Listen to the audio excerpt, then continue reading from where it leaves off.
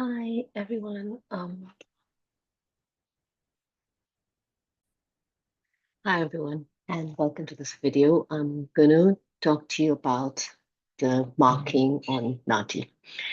So first of all, this is NAATI again, all right, and you're probably wondering what's going on.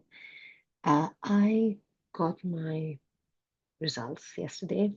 I sat for the exam on the 31st, and I got the results yesterday on the 16th of April. And I'm planning to do the NAATI again. And you're wondering, probably wondering, why you should be listening to someone who's flunked the exam. But that brings me to why I am making this video at all. So when I was a kid, I used to watch this show. It was called Yan Can Cook. And at the end of the show, it was a cooking show. And after he showed us how to make whatever it was that he was making, he would give this little tagline and say, if Yan can cook, then so can you. All right. So, my point being that if I can do this NAATI exam, so can you. So, watch this video just to get motivated, if nothing else. Hopefully, you'll get some exam tips and things that are useful for you. But otherwise, uh, well, this is just a journey that we're doing together. And I really, really want to make this because I find it, it helps to motivate myself and hopefully it'll motivate you as well. Okay, cool. Let's just get on with it. So the marks that I got, they send an email, okay, and this is how it comes out. They'll write your name and say, dear so and so, thank you for sitting for this CCL, that is the Credential Community Language Test. In the language other than Hindi for me was, other than English was Hindi for me. That was the date of my exam, and the results are given here, right? So you've got two dialogues, and you're supposed to get a minimum of 29 marks each. I got 34, which is really good, at least for me. But where I screwed up was the other second dialogue. So did not get the minimum 29. And when you add up these two marks, I get 59 points, which is less than the passing 63. So I was short by 4 marks. So it's pretty disappointing, but I know why I flunked, and we'll also go and look into those details. Sorry, I have a bit of a sore throat right now. This is from the NAATI website, and it says that if you fail the test, right, like me, and if your marks were 58 or higher, so I am 59, then I can apply for a review of your results, okay? And this would mean, what does a test review mean? That another examiner will mark my entire test, and then the marks from both the examiners will be taken into consideration, and then they'll give me a final result. And if I want to do a review, then I should do this within 30 days of receiving my results. And yeah, I'll probably do this, but it depends on how many days the review takes. Anyway, at least for me, I'm not in a rush. So let's see what goes. Now, the next part of the email that NAATI sends you then talks about how they made, how they assessed your test. So in my case, this is what they've written, right? That the examiners, they provided comments regarding my performance using the code over here. So this is for me, my test performance, okay? They said ABDKLM. What does that mean? So if you scroll down the email that they send you, you will be able to see the code. So A is, omissions, B is distortions, and D is for excessive request for repeats. And I know I made a big mistake here. All right. I stupidly forgot that I'm only supposed to ask for one repeat per dialogue, but I asked for one repeat per segment. And I even when I knew the translation, I asked for repeats because I thought I had it and I could use it. Never do that. Anyway, so omissions means that you didn't translate properly. You left a word out. A distortion means that you translate it, but you kind of change the meaning of it. Unjustified insertions means that while you were translating, you added some extra stuff that were not required. And like I said, request for repeat is what I did a lot of, which is you said repeat. You just repeated the dialogue again. This one is something that you can control and you should absolutely not do. Okay. You can't help some of these because, I mean, that's your language skill. But this asking for repeat is like digging your own grave.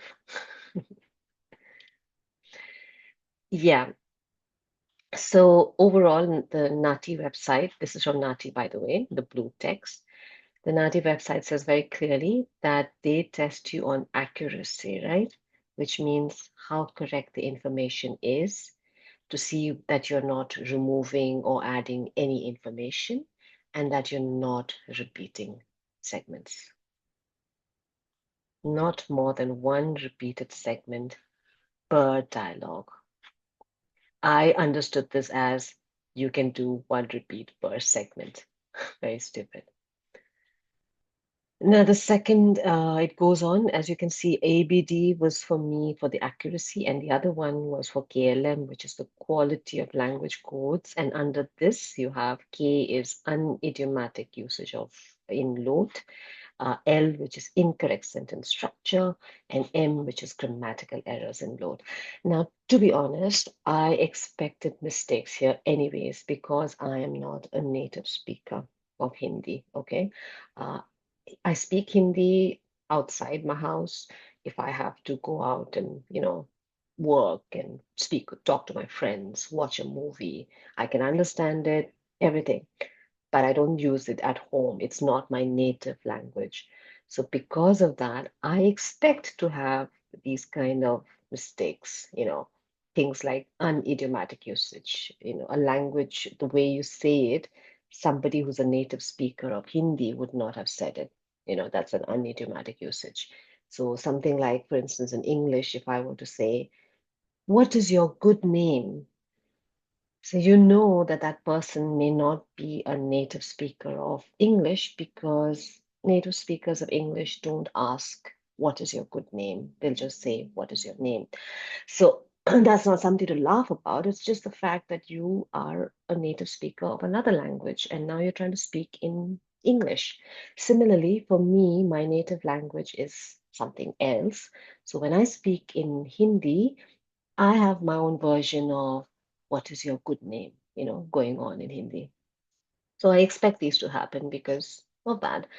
I try to correct it, but beyond a point, you can't help it. So you just got to accept that you will have some instances of unidiomatic language usage, either in Hindi or the LOTE of your choice, or it could even be in English. Maybe you are very good in Hindi and your English is something that's newer for you. So you would have similar mistakes, but in English.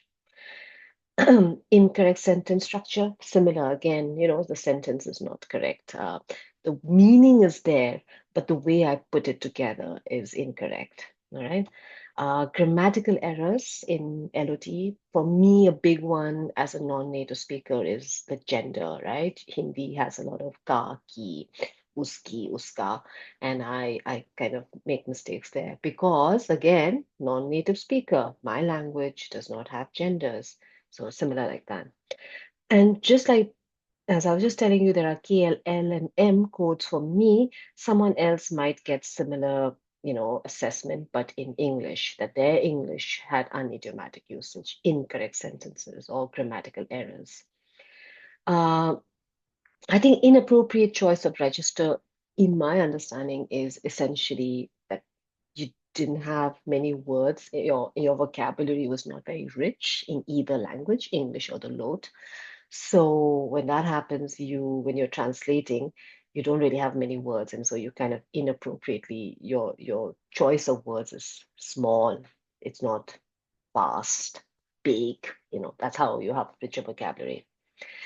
Yeah, so as you can see, my assessments really marked me down on 2 points: accuracy and quality of the language, right? So quality of language, again, from NAATI website.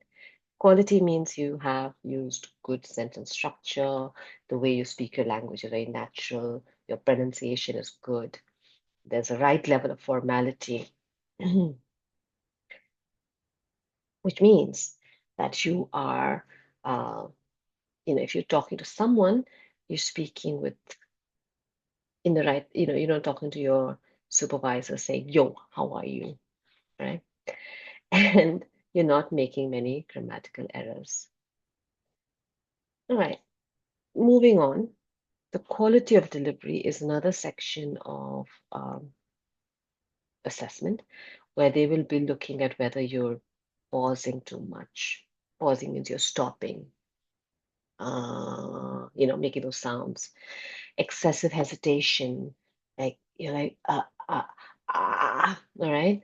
Excessive self-correction is when you say something and then you correct it yourself. So no, I'm sorry, I meant like, if I were saying this and I corrected myself, something like that.